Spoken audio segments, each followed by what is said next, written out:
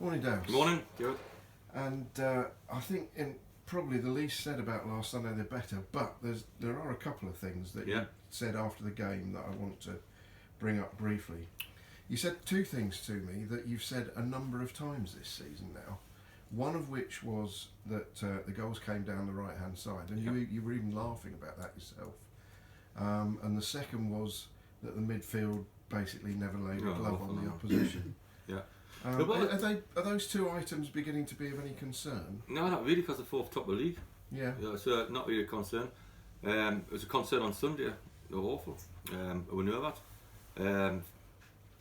I was devastated because I thought we had half a chance to win the cup or get to Wembley. As a manager, that's what you want to be. I didn't want to lose against King's Union. I was 7.5 years there, but you never want to lose against your ex-club. The players we had a feel was the strongest team we had out there. I thought we would win the game. I thought I would bully them, but ended up missing Musa a lot, to be fair, and Sean a lot, to be fair. I thought the midfield 3 or 5 you call it was non-existent. I did. It's very disappointing in that. Very disappointing the goals we concede. We can't keep conceding them goals. But afterwards, you look at it, and I went back on the Sunday at Christmas Day, and you think what a great year it's been for a football club. On Tuesday, we had the lads in, and at one point I thought I might have to go up there and give them a little speech, but I didn't. They got themselves back to normal. As soon as I walked in the dressing room, I could tell it was back to normal, so I didn't say nothing. I just walked away from it, and had a bit of a crack on the 5-a-side. We couldn't train last night because of waterlogged pitches. Little things you get frustrated at, but I've got 1 or 2 in today, just to do a little hour to see if Musa's fit, which I think he is, and Sean's fit, and I think he is. So I think we're in a really good place, to be honest. We're very disappointed, but yes, I was disappointed where the goals come from. I was disappointed with midfield that we didn't, because one thing Kingston had, I knew they played really good football at times, and I thought we could outmuscle them, and we never. So that the kid who was down here, that Theo, whatever you call him, he was excellent up top for them, and he battered our 2 centre halves about a bit. The lads know that. They know that we're very non-existent in midfield, and I think if Puku's not making a tackle, nobody else does.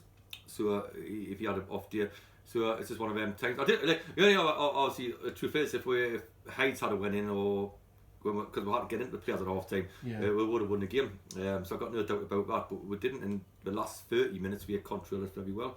So very disappointed. I thought we should have had a penalty. I thought I wasn't. All the things where I was just trying to be honest about it, but was I gutted, devastated? Does it last forever? No, it doesn't. We're looking forward to tomorrow's game, and the lads have been unbelievable. So the lads got themselves in that position, and we'll get themselves out of it again. I can't say 1 minute it's the best group of players I've worked with.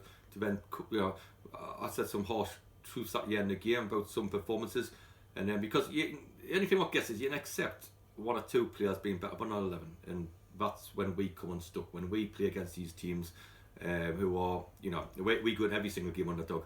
But if we play against these teams, we do nothing do well because we come. But the bottom line is we got done. So I've just got to hold my hands up there. Yeah, and you say you're concerned again about the goals we conceded, but we haven't conceded that many from free kicks, but 2 on Sunday. And usually 1 deflected, admittedly.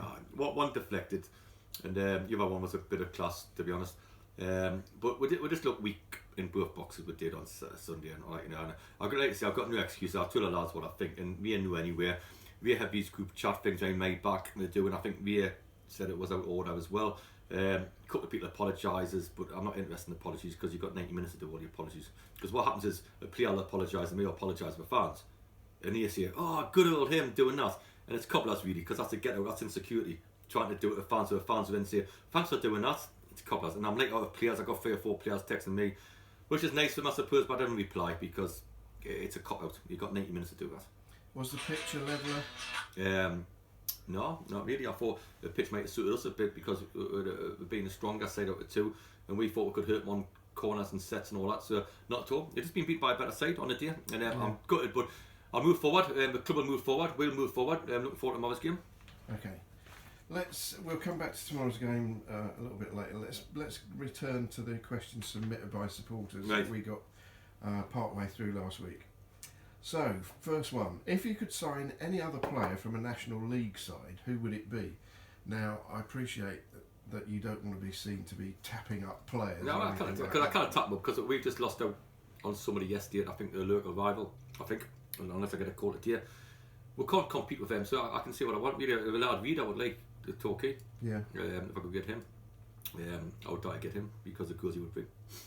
is he not more likely to go to a football league? 100%. I've got no chance of getting him. So, but it's who I would like. I'm trying to be. I've got Sure, no, absolutely. There's a centre forward up at Hartlepool I would like as well, and you know, Kabamba and people like that's what I like. But I'm not going to get them because we can't afford them. Two, we'll go different places. So, but that's if you got to admit who you'd want. Yeah. You know, that's the captain.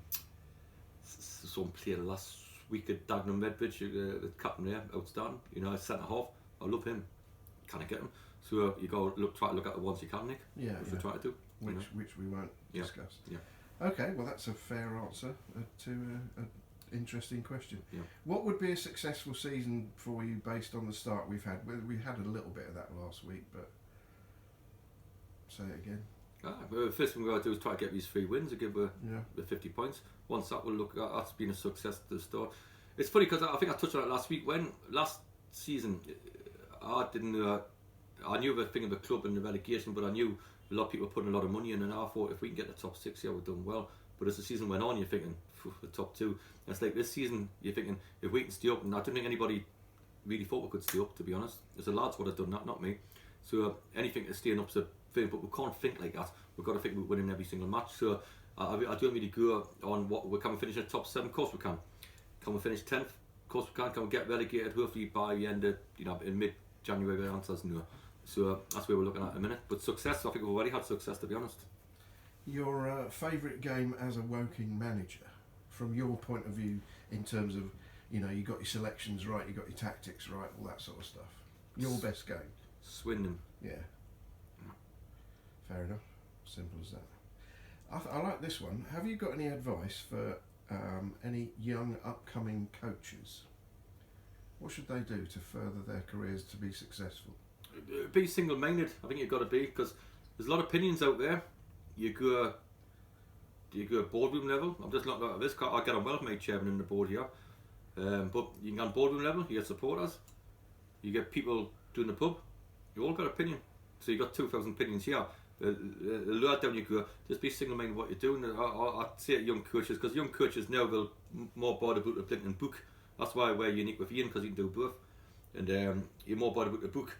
And they read this big book and they go up to St George's and all that cobblers, and they think the postman can be a coach, and the bloke who works in the corner shop can be a coach, and all think they'll be coaches and they think they know the game. You know, like, you know, it takes a lot more than that, to be honest. So, but the bottom line is work hard as you possibly can every single day, and you've got to be thick-skinned. If somebody says out of order, tell them out of order. Like a couple of times I've gone in Winners' Corner, 1 or 2, and I've tell them to F off. And I'm not going to regret that, because the bottom line is about order. If it's the right things and you get stick like I got last Sunday, that's fair stick. So I think you've got to be single-minded in what you're doing. Just work as hard as you possibly can. Believe in yourself and what you believe. You get good people around you. Get people you can trust around you. That's the thing I've probably got to do here, to be honest. Martin, Ian. I'm going to sack me. Matty's all right. Oh, lad. Okay. If you could, I like this one. If you could change one rule in football, what would it be and why? The referee. I could change him. Will you say the offside rule? Can you get more goals? Something like that. I think the offside's off, because I think the referees haven't got a clue what offside is and what. Because that first goal on Saturday on Sunday's offside, because he's standing right in front of us. If you have a look at it, get the camera. He's standing right in front of him. But that's I'm not. We deserve to get beat, but the first goal, it's offside. Now we don't know that, and you go up these things, and I remember going to start a season, and all the referees are in there, and I've walked out there no further forward. I walked in. Because everything now suits the referee. They're getting VAR at a top level because they can't do the job right. They come here, every single match we go in, and there's an assessor there, and there's all that there, and all going together, and all, you know. And I'm thinking, you know, we're going to know the rules. So I just think the whole country needs to sit down and know exactly, put on a pen and paper, like you think exactly what the rules are. So because I still think it changes all the time. Yeah. You're not this, but if I could change anything, probably offside rule, because if you scrap the offside rule, you scrap that, and you get more goals. So you would literally not have offside? I will make it a 2-yard thing or so, or just give a benefit to the forward. Because you just have massive centre forward standing by the goalkeeper. 100%. That's right. But it could have been a little lane, like a third or something like that, where if you go in the third, just like a shorter version, a bigger version of a 5-a-side rule where you got the D, you can't go in there. So just a little bit, something like that, I suppose I would change, but not much, because I think you get too much change in football. Just keep the rules as they are. So I wouldn't change much, but I do like have it. Yeah, I do think football's become boring. I do. I think it's come less exciting, and I think the bottom line is we always try to score goals, so that would probably help us. It's just try to keep out in your end. We have a problem at the minute. Yeah, this concept of the number 9 standing by the keeper all game. They used to call it goal hanging. Jimmy Greaves and all them and all that. You know, I can imagine you being one of them, David. Absolutely, you know, I can imagine that. But no, but listen, I always got brought up as defender, but you can't. Let's get the cards on the table. You can't defend anymore. There's no such thing as defenders. John Terry's probably the last out the dying breed of defenders. Yeah, head in the lane, blood on his shirt and all that, you know, and stuff like that. And you know, we get centre halves, not here, everywhere, who are 6'9" and go down with a 4'2". You know, I run on the floor. I've got to kick on the leg. I've got to whack in the feet. You know what I mean? Just get on with it, like, you know, take your whacks and get on with it. But that's gone out of the game. So if that's gone out of the game, why not try to get more goals in it? Like, we score a lot of goals. We have done for the last, I think for the last 10 years, I've always scored goals. We always try to attack home and away, so we try scoring isn't our problem. But you know, not many clean sheets happen these days because people can't defend. So why not make it the other way and discipline and try to get more goals? I have read one suggestion about the current rules with VAR and all the rest of it, that instead of all this nonsense with the vertical line showing their toenail was in front, there should be clear daylight between the forward and the defender. Right. And that would be offside. If there's no daylight, that's what I mean. They make it up as a go along and all that, you know. And you get the rules, and we haven't got it here. But the same thing. It's like, listen, the refs have got hard jobs. I've got nothing, but it's one of them where I think they get 10 people in the room beforehand and all discuss it and they have a debrief afterwards and they go and but the bottom line is I just think we should get on with it. But the honest truth is a question which we'll start with. I don't think there's many things would change because I think they change them to suit the referees and to change them to make sure. So I would just, if I'm looking at it now, yes, I would like more goals, but let's just keep things the same. Okay, fair enough. Who are the current managers that you look up to in the game? Klopp, one. Klopp, yeah. It was be Alex Ferguson because the best on what he did. Yeah, and Clough. I know you've said in the past. I've read all the things about Clough. And but it's his current managers. Klopp. Yeah, right. 100%. That's the only one really. Okay. Yeah. Do you hate any other team? Newcastle. Right. Okay. Part 2.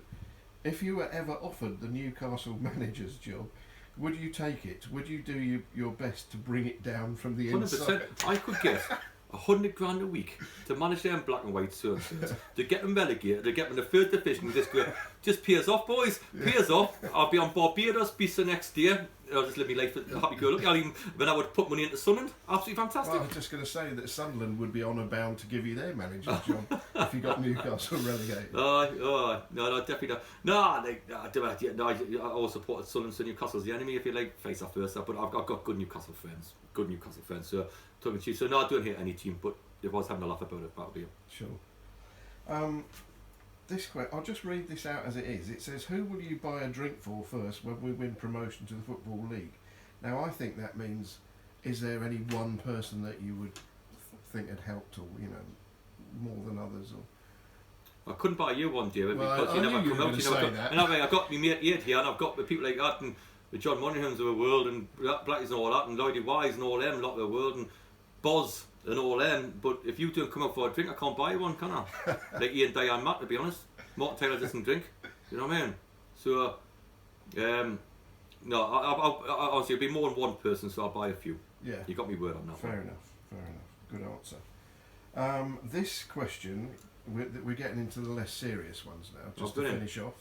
This question is from somebody called Leslie McMillan. Is that a familiar name to you? Leslie, yes, I know that. It's me cousin. No.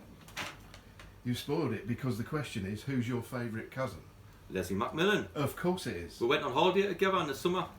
We went on holiday. We go every year. All the Dowsons go to Estorti. And, to the where? It's a place in Spain called Estorti. Oh, right. Yes. Do you know what it is? No. Okay. So anyway, we'll go there. I remember you went to Spain then. And we'll go, my uncles and aunties and all the rest of it. So Leslie comes as well and drinks one at the table. Good for her. Ketchup or brown sauce? Oh my God. Ketchup. Fair enough. Brown sauce, friggin'. Yeah. Diarrhea, hasn't it? I've lost my place. Let's move on to Christmas, because there's a question here which is, what do you want from Santa for Christmas? 3 points box. I knew you were Hey, gonna say David, that's good. I didn't get notes. I'm hard to buy for because I don't really wear clothes. So I'm very hard to buy for Christmas, so I don't really get out, you know what I mean? In fact, I'm not easy to buy for. My mother-in-law, it's honest truth is, 2 years ago, got me some Superman slippers. But if I got them, and the next year she got us another pair. And that's honest truth, that is. You know what I mean? Yeah, So that's how I'm thought of by my mother-in-law. That's the truth, that. About one pair of slippers a year is about right. Yeah. I don't wear slippers. And yeah, I knew you were going to say 3 points. 3 points against. That's what you said at the carol service when that little girl asked you what you wanted. Yeah, lovely. Yeah. No, you do. It's a lovely time, Christmas. I think it's great for families and things like that. And I hope everybody has a good one, actually. But as a manager, I've always, Boxing Day, once you have Christmas dinner, you start focusing on the Boxing Day. I never drink on Christmas Day, I never like that, and usually be with a taxi to drive people about. But you know, Christmas is all about trying to get the 3 points for me, to be honest. Obviously, you have to have a family stuff. You got to go and get 3 points. So as soon as the Christmas dinners and the Queen's speech is out of the way and all that, then I'll be concentrating on a Sutton game. I think most people in football do. Yeah, I remember you saying last year that you loved Christmas.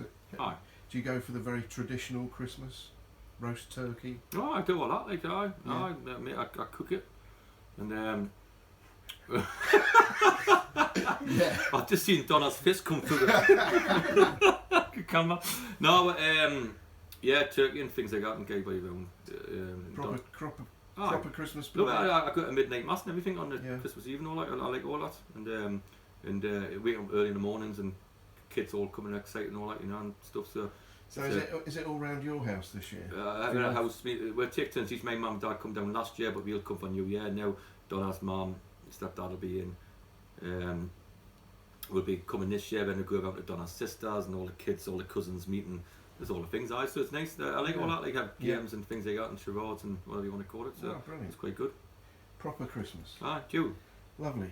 What do you do? I've got 4 children, as you know, all of whom have got their own children, and we're nearly all gathering at one of my son's house. So it means I don't have to cook the Christmas dinner. Brilliant. Yeah. Brilliant. Just got result. Well, yeah, just resting your turkey. Yes. Lovely. We're having turkey and all the usual proper stuff. Very good. Yeah. Okay, let's turn our thoughts to Ebbsfleet tomorrow. I think the first thing to say is that people should keep an eye in case there's a problem with the match because of the weather. Well, we couldn't get anywhere in grass yesterday, and it is raining as we speak now, and you know, I imagine it.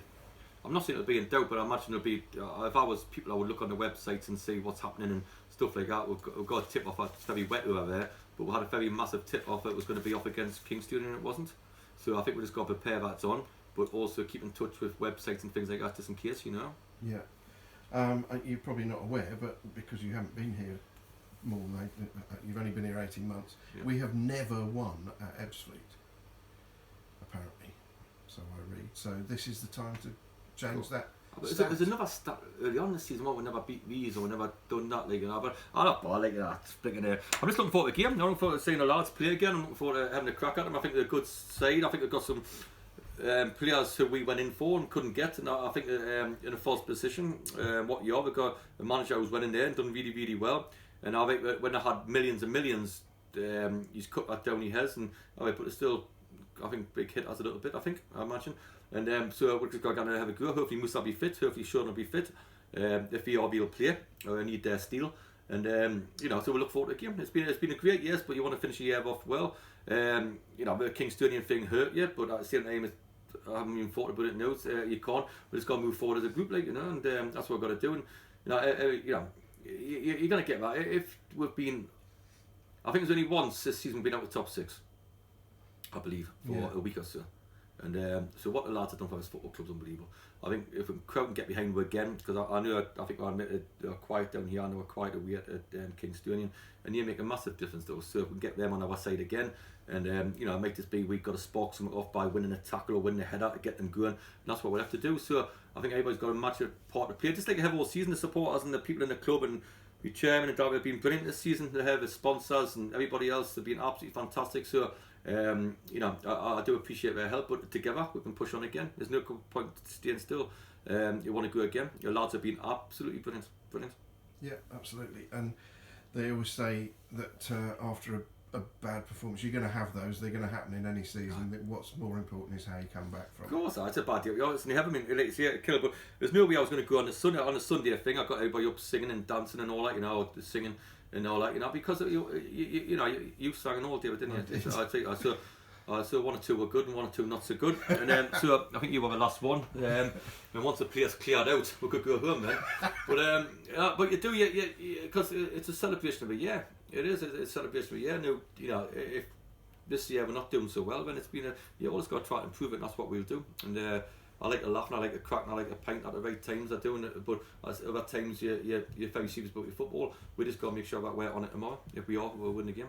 Absolutely. Look forward to it, and let's hope the game's on. Brilliant. So, just to finish, a very Merry Christmas from me and me as well. All the supporters, all the people out there, everybody, Merry Christmas. Okay.